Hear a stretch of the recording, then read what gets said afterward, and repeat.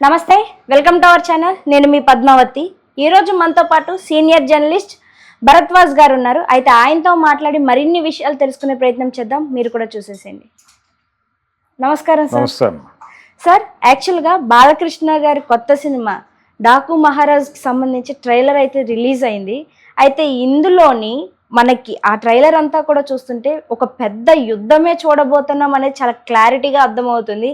అందులో రాజెవరు, మంత్రి ఎవరు, అసలు ఏంటి అక్కడ స్టోరీ అనే దాని గురించి మనం మాట్లాడుకుంటే, మరి ముఖ్యంగా పాడి పంటల గురించి, అంటే పంటల గురించి ఆలోచిస్తూ పశుపక్షాదుల గురించి ఆలోచిస్తూ ఇదంతా ఆగిపోతుందా అంటూ ఒక ఓట్ కూడా మనకి వినిపించింది. అంటే ఇది దేనికి సంబంధించి ఉండబోతుంది అంటున్నారు? అసలు దాన్ని చూసినట్టు మీకేమనిపించింది దాని మీద?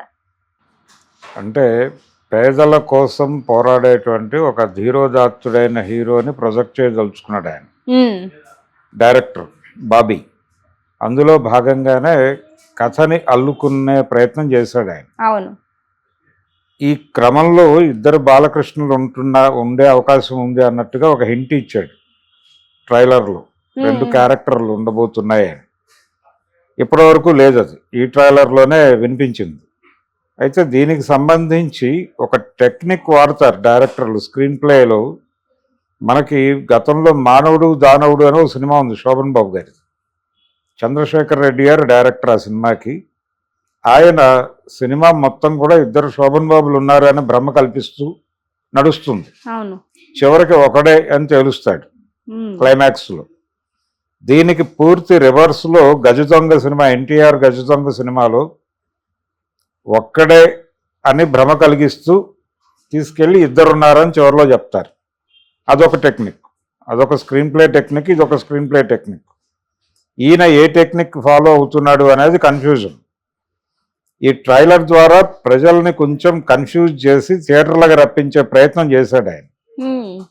ఇందులో అంటే ఒక మాట వినిపించింది, ఫ్లాష్ బ్యాక్ వినిపిస్తుంది సెకండ్ హాఫ్లో. అంటే ఈ క్యారెక్టర్ ఎంటర్ అవుతుంది, డాకు మహారాజ్ క్యారెక్టరు. అంటే ఇది ఎంటర్ అవుతుందంటే అందులో ఒక డైలాగ్ ఉంది, ఒకప్పుడు ఇలా ఉండేది అని. ఈ ఒకప్పుడు ఇవన్నీ చెప్తున్నారంటేనే ఒక చిన్నపిల్ల దగ్గర నుంచి నెరేషన్ మొదలుపెట్టాడు. ఆ చిన్నపిల్ల దగ్గర నుంచి మొదలుపెట్టి మా జీవితంలో భరోసా కల్పించినవాడు, మా కష్టాలు వస్తే ఆదుకునేవాడు ఒకడు ఉండేవాడు. ఇది జనరల్గా ఒక కమర్షియల్ ఫార్ములా. అంటే ప్రజలందరి పీడిత ప్రజలందరూ కూడా ఎవరో వచ్చి కాపాడుతారు అని ఎదురు చూస్తూ దెబ్బలు తింటూ ఉంటారు నిరంతరం. చివరికి ఆ రక్షకుడు వచ్చి వీళ్ళందరినీ కాపాడుతాడు. ఇది రాబిన్ హుడ్ థియరీ అంటారు. ఈ రాబిన్ హుడ్ థియరీ ప్రకారం అక్కడ ఒక డాకు మహారాజుని పట్టుకొచ్చారు. ఈ డాకు మహారాజు క్యారెక్టర్కి ఈ ట్రైలర్ చూస్తే అర్థమయ్యేది ఏంటంటే, డాకు మాన్సింగ్ అని ఒకప్పుడు చంబల్వాలిలో ఒక దొంగ ఉండేవాడు నిజంగానే. ఆయన ప్రజల కోసం చాలా చేసేవాడు, అక్కడ దొంగతనాలు చేసేవాడు, తన డబ్బుల్లో చాలా వరకు ప్రజల కోసం ఖర్చు పెట్టేవాడు.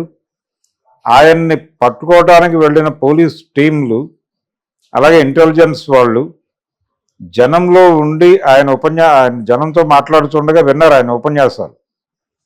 విన్న తర్వాత వాళ్ళు వచ్చి నివేదికలు రాశారు, ఆయన దొంగలా లేడు, ప్రజల నాయకుడిలా ఉన్నాడు, ఆయన ప్రజల సమస్యల మీద చాలా స్పష్టమైన అవగాహనతో మాట్లాడుతున్నాడు అని రాశారు అప్పట్లో. ఇది రికార్డుల్లో ఉంది.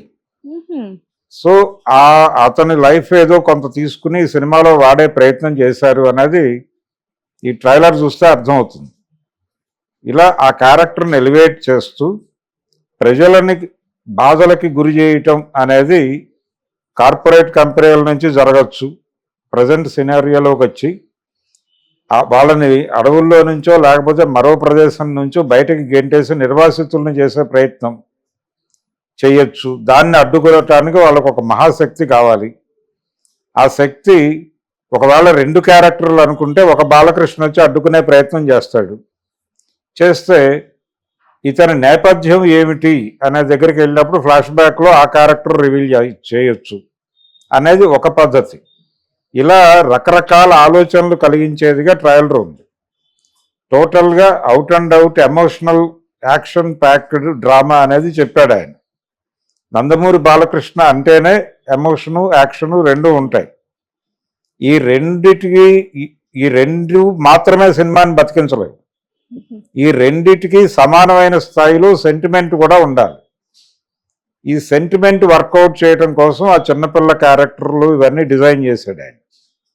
డిజైన్ చేసి ఈ ప్రజల కష్టాలు ఇవన్నీ కూడా సెంటిమెంటల్గా రైజ్ చేసి దాని మీద ఈ యాక్షన్ నడుపుతాడు. అది ఆడియన్స్కి ఫుల్ మీల్స్ అవుతుంది.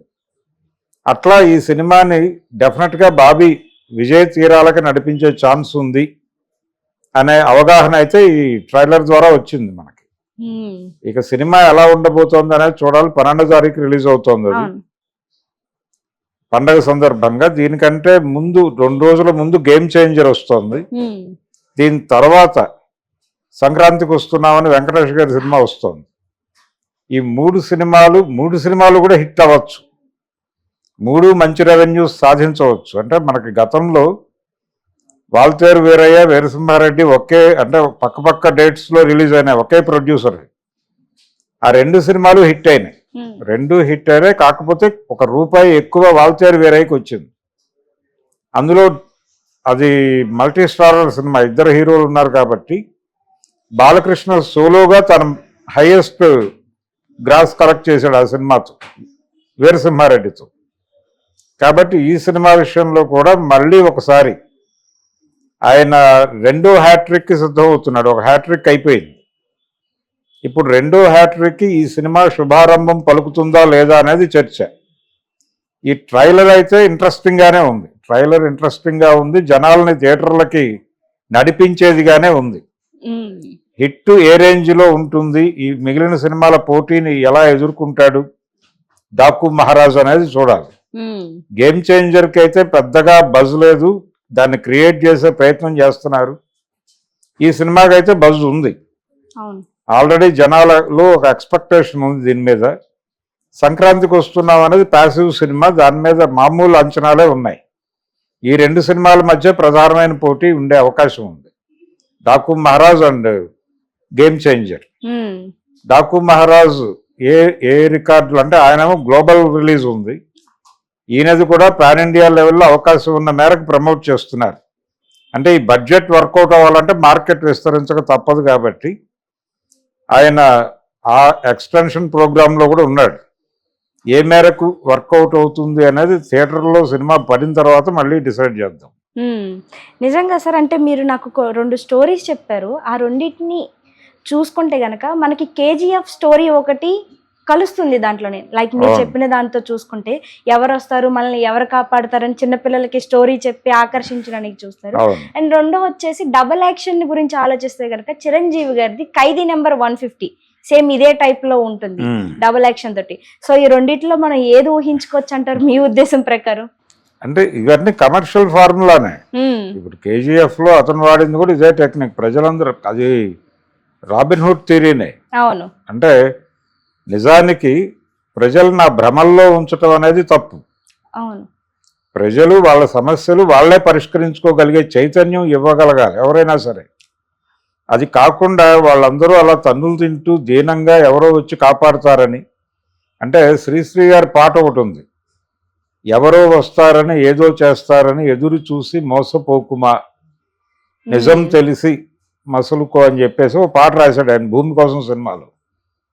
ఆ పాటలో ఇన్ టోటల్ మీకోసం ఎవరూ రారు, మీ కష్టాలు మీరే తీర్చుకోవాలి, మీ కష్టాలు తీర్చుకోవడానికి మీరే ఏదైనా యాక్షన్ ప్లాన్ రూపొందించుకోవాలి తప్ప ఎవరో వస్తారని ఎదురు చూస్తే మోసపోవడం మాత్రమే జరుగుతుంది, అది ఎవరు చెప్పినా నమ్మకండి అని చెప్తాడు ఆ పాటలో ఆయన.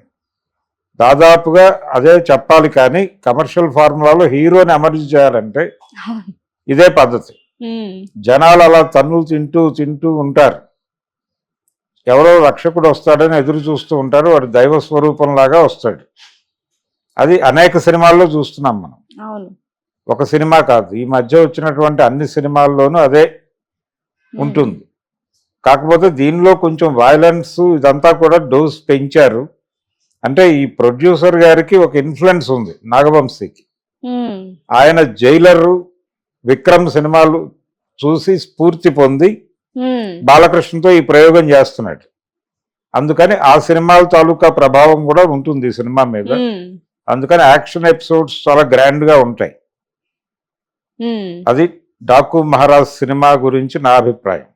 నిజంగా సార్, మీరు చెప్పిన దాన్ని బట్టి ఆలోచిస్తుంటే ఈ సినిమాపై ఇంకా భారీ అంచనాలు నెలకొంటున్నాయి. మరి సక్సెస్ అనేది ఏ విధంగా వస్తుంది అనేది రిలీజ్ అయిన తర్వాత చూడాలి మీరు అన్నట్టుగాను. బట్ అంతవరకు కూడా ఈ ఏదైతే ఇవి రిలీజ్ అవుతున్నాయి ఇవన్నీ కూడా ప్రతి ఒక్కరిని ఆకర్షిస్తున్నాయి థియేటర్ వైపు. అంటే 3 సినిమాలు సస్టైన్ అవ్వచ్చు, 3 సినిమాలు హిట్ చేసేటువంటి కెపాసిటీ సంక్రాంతి పండగకు ఉంటుంది. ఈ సినిమా చూసి ఇమ్మీడియట్ గా ఆ సినిమాకి వెళ్ళిపోతారు జనాలు. అవును, ఆ పండగ హాలిడేస్ ఉంటాయి, కొంత వెసులుబాటు ఉంటుంది, సరదాగా 2-3 సినిమాలు చూస్తారు. చూసే పరిస్థితి ఉండేది ఇదివరకు. ఇప్పుడు ఎంతవరకు ఉంటుంది అనేది ఒక డౌట్. ఎందుకంటే జేబులు ఖాళీ అయిపోతాయి. గతంలో ఏంటంటే 20 రూపాయలు 50 రూపాయలు మాక్సిమం 100 రూపాయల టికెట్లు ఉన్నప్పుడు ఒక 1000 రూపాయలు 1500 పెట్టుకుంటే 2-3 సినిమాలు చూసేవాళ్ళు. అప్పుడు పెద్ద ఇష్యూ కాదు, థియేటర్ ఆడియన్స్ ఫ్రెండ్లీగా ఉండేది. ఇప్పుడు అలా లేదు కాబట్టి 3 సినిమాలు చూసే పరిస్థితి ఉంటుందా? రెండోది వీళ్ళు 600 రూపాయల టికెట్లు అమ్ముతాం అంటున్నారు. దాదాపు తెలంగాణ ప్రభుత్వం కూడా అదే చెప్పచ్చు.